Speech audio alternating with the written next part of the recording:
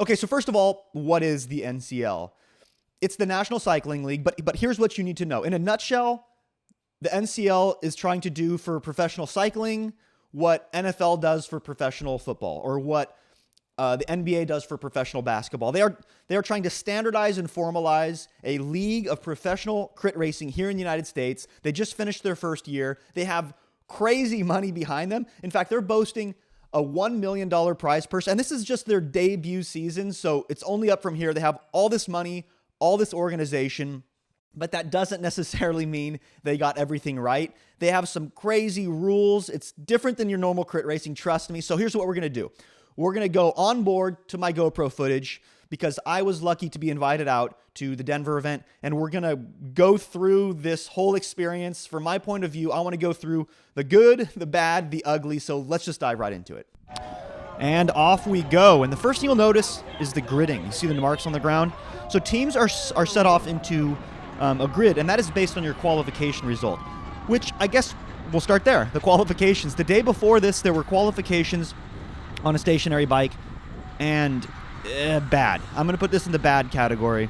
I understand that it's cool and there's some hype around your positioning, but honestly, it's not that consequential. I got a bad start here, but you're going to see me make up for that. A couple of good corners. The gridding system isn't that consequential. And the qualifications themselves are just, in this case, they're on a stationary bike. So they're just like a watt per kg test. It takes away the cornering and all of the other aspects of bike racing that I really like. It's not just about power, right? So anyway, I got a really bad start. And let's talk about we have a couple of laps here. Let's talk about the format of this race. And that is 10 teams, 6 riders per team. This is the men's race, but it's broken up equally between men's and women's races. We partnered with Monarchs, Mike's Bikes, 6 of us, 6 Monarchs. On the women's team, they race immediately after the men's race. And the points are awarded per lap. They've adjusted this a little bit. It is 3, 2, 1 in order of crossing the finish line every single lap. So this format is different. This is almost like a points race on the track. And I'm going to put this into the good category because it's exciting for the fans. I mean, it's not just whoever crosses the finish line first at the end wins. Granted, there is a big bonus. It's a 30-point bonus for the first person to cross the finish line on the very last lap. But it's a cumulative score over the period of the entire race, which is about an hour long. And it's not just a men's race. It's cumulative. It's men's and women's combined score. So you have to build a strong men's and women's team. And speaking of strong men's and women's team, oh my God, that's another good thing. Strongly in the good category is the level of racing out here. NCL, not only are they promoting this race, but also they have their own teams in this race. There are NCL teams, the Denver Disruptors, the Miami Knights, and they are stacked, guys. They are stacked. So it's pretty cool to go up against, guys we were watching in the Tour de France and World Tour riders, not just a year ago, 2 years ago now, at this really high level of crit racing here in the United States at NCL. But the points, let's talk more about the points, because points is cool, and I said it was good that it's exciting for the fans to see points on every race. Speaking of which, the first lap is no exception. So we were shot out of a cannon. You can see exactly how fast we're going here. This was not the time to move up, doing almost 1,000 watts here just to maintain. But it's also kind of part of the problem, too, is it's hard to keep track. I don't know, track racers out there listening to this, let me know down in the comments if it's hard to keep track in track racing of points also. But you can see on the right here, just momentarily after the start-finish line, there's going to be a big billboard with points on it. But it's I'm not paying attention to the... crit racing requires your full attention, right? And so I'm not paying attention to the points. I'm just trying to get points as quickly as possible. And it was just a bit confusing, and I know that they're broadcasting this and the points are updated, but I heard there were problems with the broadcast. The points weren't being updated on a real-time basis. So it's a great idea. Execution could use some work because it's important if every single lap there are points. We need to know that as athletes, and then especially the spectators need to know what's going on. If I'm confused about the points, the spectators probably have no idea what's going on. So now we're on lap 2, and it slowed down just a little bit after that first sprint, and I've realized, oh my God, I need to move up because this is really fast. And it's really fast for a couple of reasons. We talked about how strong. I'm going to take I think it's this corner right here. I'm going to take a pretty high-risk line. coming through here. There was a wicked crash through this corner. I think there's footage of it. I'll show it if I have it. Riders on that team. I mean, he just went flying. You know, I think he turned a little bit too early, and his pedal clipped the guardrail. It's time to move up because I talked about how strong the field was, how strong these riders are, but also let's talk about substitutions. We're going to talk details about substitutions in a little bit. There are 6 riders in this race. 5 are in the race at any given time. So there are 5 of me and my Mike's Bikes teammates in this race. There is 1 that can be subbed out, and that we just passed the pit on the right. But because there are substitutions, you can ride unsustainably fast. This is really wild, you guys. So I'm sure all of you know that in crit racing, like once you punch your ticket, it's really hard, especially here at elevation in Denver. It's really hard to come back from that. Oh, I'm making a massive pass on the left here. Massive pass to get it right up towards the front. I found a good spot right here. But what I was saying is, in crit racing, if you punch your ticket and you go into the red, it's really hard to recover from that. And so every instinct of me, who's been racing for over 10 years, my brain is telling me, like, don't go any harder, Jeff, don't go any harder. But you have to override that urge to slow down, because I don't have to ride sustainably for the next 60 minutes because of substitutions. Cool, that's a good thing. The execution, we're going to talk about how substitutions work in a little bit. So hang in there. I think that's probably the crux of what I want to talk about for NCL. But I'm going to move up because I want to score some points. You got to be top 3. Mid-pack doesn't mean anything. You may as well be at the back. So I want to score some points, and in order to make that possible, you really have to be in good position. We're coming to the final corner here. Big split off the front, and at this moment right here, I realize I have a teammate up there. Ryan from Mike's Bikes, my teammate Ryan's up there smashing away, so more motivation for me to kind of get up towards the front. This is Van Rensburg in front of me. Incredibly strong, former World Tour pro. He's on the Denver Disruptors. He's the South African national champion, and I'm gonna try to move up here to try to support my teammate Ryan being off the front right now. Hopefully he's up there gobbling up points. But I need to be top 5 in order to help support, follow attacks, mark things that try to bridge across. So yeah, on the left here I'm gonna make a pass. I was surprised that riders look at the wind direction. Strong right to left wind, and people were just leaving that open. I found that kind of surprising. So I'm able to move up here right where I want to be, which is here in the top 5, like I said, to support my teammate Ryan. But eventually that front group starts to fall apart, and at this point in the race, this is just a couple laps later, I'm still in good position, and I can see my teammate Ryan falling back here from that lead group, which is all kind of just in pieces. This is the nature of racing out here. If every single lap it's consequential, people attack each other, people sprint each other, it's really hard to get a cohesive breakaway going on because people are fighting for every single lap. They're not. It discourages like a cohesive rotating break. So so that was pretty normal. It's different than normal racing, but that was pretty normal out here at Denver. And now this is why it's like I told you, it's important to stay up in good position, especially when you have a teammate up off the front like I had, because now it's on me. Like Ryan's been brought back. Now I'm the guy kind of queued up to try to accumulate points for our team. Bro, stay on him. So you can hear me yelling at this rider. This is a couple laps later. I'm like, stay on him, and then he peels off into the pit. So this is like the unintended consequence of having substitutions and a pit, because now I got to close this gap down. It's not necessarily a bad thing. It just is like, oh wow, I wasn't expecting this rider just to drop off. Completely different style of racing. Like I said, I'm going to enter the pit here pretty soon, and we're going to talk a lot more about substitutions, how I feel about it, how it's executed, etc. But for now, I am kind of queued up. We're still in good, decent position up here. Had to make an effort right there, but I'm still trying to find some points before I sub out with another rider, because that's kind of the rhythm you want to get into with the substitutions. Is you want to roll efforts on the front, try to get points. If it doesn't work, sub out. If it does work, sub out. Like, make sure you're subbing your fresh teammate into good position. Like I said, we're going to talk more about that in a little bit. But this rider is starting to see cross-eyed.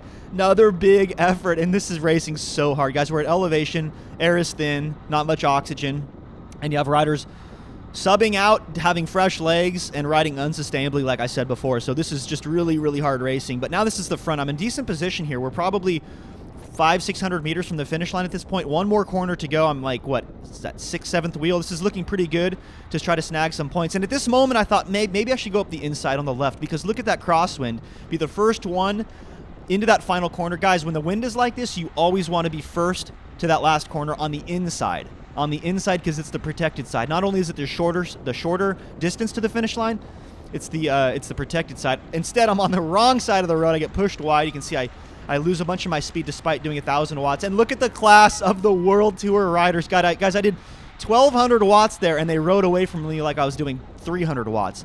Pretty nuts. So I quickly gave up on that one, and realized that was futile. That was not going to happen. But I kind of stay on the gas here. I make sure that I'm not going to fall all the way to the back. And I didn't really uncork the sprint there. What you don't want to do, obviously, is really uncork the sprint and get like 4th or 5th, because that is completely wasted energy. If you're going to really open it up, you got to get some points. So I decided really early on there that wasn't the one. I don't know why Sergio Henao here is chasing his teammate, ex-World Tour rider, not listening to NorCal Cycling rule number 1, don't chase teammates. Like, I would have happily closed that down. He has 2 teammates up there.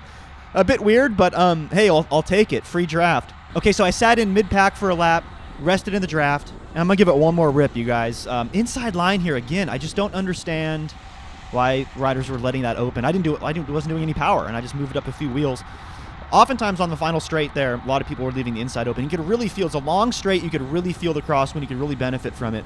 Ooh, that guy took a good line on the outside there, moved up a few wheels. Jealous. I saw that and I'm jealous. But yeah, one more rip before I kind of passed the baton to one of my teammates who's waiting as a sub. Heart rates come down. I was efficient this last lap. But like I said, going to maintain my good position here. I do need to move up a few wheels if I'm going to contest the next lap. But I want to contest one more lap before I tap out. And in order to do so, definitely need to move up. I see some action happening up there. There's some confusion through the pit. See, this is where it got a little bit dicey here when riders were being let back in sometimes. There's a speed differential. But hey, I found a good wheel to move up here on this Kelly Benefits rider. Now it's not looking so bad. 3, 4, 5, I'm like 8th position, something like that. Definitely not where I want to be. I need to move up a couple more because we're half a lap to go. And this is looking like a pretty good opportunity for me to make something happen. And hey, a little gap here is not that big of a deal for you, those of you looking at this. I'm carrying a bit more speed, and also I'm just going to take this corner really fast, and just consistency is efficiency, right? I didn't have to spike it up. Well, now that I say that, I'm at 700. But I didn't have to spike it up like over 1,000, which was so typical on this course. It was tough, guys. The level of racing here is just a notch above what you normally see in your kind of local P1-2 scene. It was something very similar to what I was up against at the Intelligentsia Cup, to put it into perspective. It felt kind of similar, but the substitutions changes things. Anyway, we're going to talk more about that. But now position's looking a lot better. Now, I made this mistake of moving up on the right last time. In fact, I got pushed out to the right last time. Inside line is protected from the wind. It is also the shortest line, and I'm going to fight for that. Well, this one rider kind of comes around. I'm like, no, not again. So I definitely crowd the inside this time. And look, guys, I am like kind of teed up here. Kelly Benefits stands up for a second. Why is the inside open? So I'm just going to send it up the inside here. And people can't benefit from my draft. I put my head down. That was from about 200, maybe 250 meters. Slightly uphill. But I look back right there. I come off the power because I realize I've got it. So I've locked down 3 points for the team. Tired, though. Look at the heart rate, 176 beats per minute. And right here in the microphone. Coming out, Jeff's coming out. Yeah, you could probably hear that. I said, Jeff's coming out because I'm coming out. Like, I'm subbing out. After a big effort like that, you want to come out. He looks like the Kelly Benefit rider's doing the same. He scored some points for his squad. And here's the important thing, is you stay close to the front. We're going to show this whole pit exchange, how that works. I have some thoughts on how they've executed it. But it's important I don't fall back right here. Like, that was such a hard effort, especially at elevation. But it's important that we stay close. Like, I do not want that disruptor. I think that's Riley up there to get a gap. Like, that's not good. Because you sub out, and all of a sudden your teammates got to do the work. Like, I may as well just completely empty the tank if I'm going to go into the pit, have a rest. So I'm going to, I think, yell at this Kelly guy. Like, dude, close it. Actually, I don't say anything. I just come around him. But yeah, my idea here is like, guys, I'm 50 meters from the pit. I may as well just get there as quickly as I possibly can. So I get to the front. I'm going to make a right-hander. I'm going to stay on the gas. I'm seeing cross out. I'm going to stay on the gas right there is the moment my teammate gets to go in. All right, we're going to roll around here and recover. And I want to talk about the substitutions because that's the ugly. We did the good. We did the bad. Substitutions are the ugly. And let me tell you why. In principle and theory, I like this idea that there are subs. It makes the racing different, dynamic, but the execution is bad. it leaves a lot to be desired. With some easy fixes, I think we can make this something really special. Let me show you what I'm talking about. So here we are back on the line. By the way, I got exactly 1 lap to recover, which wasn't enough. But I'm being let back in, and there's an official. You can see this is a USA Cycling official. This is not a USA Cycling sanctioned event, so that's already kind of weird. Like, the USAC official doesn't understand the rules necessarily any better than we do. And like, you saw what it was, guys. It was like 50, maybe 75 meters behind where I am now is where my teammate is coming back in. So it is up to the official to see that moment my teammate is being let back in and then say, okay, Mike's Bikes, it's your turn. And it is just a visual thing. It is very loosey-goosey. And guys, you know, bike racing is won by seconds, fractions of a second. So this whole like eyeball, I have to memorize what the jersey looks like. It's 75 meters away. And you can see actually the disruptor here, Rensburg, he gets let in too early, or the official says no, and then he goes anyway. It's very confusing. And here's my solution. So there's actually 2 versions of it. So the first one is like a more expensive, sophisticated gate system like they have in BMX. Because if you guys noticed, once I came into the pit, there's a sensor on my bike that gets recorded over sensors on the ground. And that should trigger a gate where my teammate's allowed to go in. It takes all the guesswork out. The not so sophisticated version is how about just a screen that lights green right next to my team? My teammate passes over the sensor. That transmits a signal to a screen. I turn green, and then I'm allowed to go. This takes all the guesswork out because there's just way too much pressure and onus on the officials to get this right. All right, enough complaining. I think NCL will get it right. This is their first year after all, guys. Let's see actually like strategically how to best do this substitution, because this is something brand new, guys, right? This does not exist in crit racing. And you notice I got let back in right towards the back. This is not it. Like, this ain't it. Look at this sprint effort. Over 1,000 watts here. You notice when I did the substitution, fight for the front. And it's easier said than done, obviously. Like, it's easy just to sit here and be like, yeah, just get to the front and then do the substitution, but you might just be hanging on for dear life. Speaking of hanging on for dear life, that is exactly what I'm doing here. Still up close to 800 watts. Holy smokes. So a couple of things. Looking at what the best teams did, they were constantly substituting right at the front, sometimes even off the front. So they had this rotation of fresh riders at or off the front of this bike race. So that's the right way to do it, is constantly rotate out. And then another thing, as I struggle here right towards the back of the peloton, is the amount of rest. 1 lap is just not enough. I think we would have been better served if that rider who was subbing out stayed in for another couple of laps and was able to hopefully get better position. But oh yeah, here's that Skyline rider falling back, the one that was led in towards the back like me, kind of making my point there. But looking at what the best riders did in this field, let's look at Rensburg. With 10 laps to go, about all the way until no more substitutions are allowed. So from 10 to 6 to go, he was doing this massive block, 4 laps of recovery, was let back in fresh for the final 6 laps of this race, and that allowed him to contest the final lap, which has that big bonus. Granted, he lost it by a bike throw, but he was right up there in the mix doing whatever he was doing, 1,500 something watts. So I think in our situation, we would have been better served by A, you rotate towards the front, like I said, and then B, let's, in the future races, I think aiming for at least 2 laps of rest, because, man, like 3 minutes sitting there is like, it's enough for your heart rate to come down, but then you're not really recovered. You're just, your muscles have cooled down. It hurt. Maybe it's just me, guys, but it hurt when I was let back in, and you can see the damage that's causing here. I'm like just right towards the back, doing everything I can to move up. I'm screaming into my race radio to my teammates, like, hey guys, I'm really struggling here. It's time to get subbed out. But it was too late. I ended up getting popped off the back, along with most of the other field. I think there were only like 15 finishers, so I hung on for as long as I could, but that was it for me. So as we look at the finish of this race through some amazing spectator footage, let's just quickly recap good, the bad, and the ugly. So the good, NCL, in their first year, they have $1 million prize purse. Insane. Look at the spectacle of this event. It's broadcasted on GCN Plus to everybody. It is interesting. It is dynamic. And I think that the promoter, that NCL themselves, the racers, the fans, everybody has a lot to learn, and this is a great first step. The bad, I do not like the qualifiers.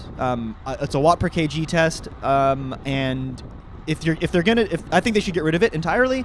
Is my opinion. If they're going to stick with it, I think that they should make the gridding system a lot more consequential, actually like 20, 30 meters in between groups on the road, and that will allow the winners of the qualifiers to have a much bigger edge. It seemed like kind of inconsequential at the end, because you take a couple of good corners, you're right back up in the mix, and it didn't represent that many overall points.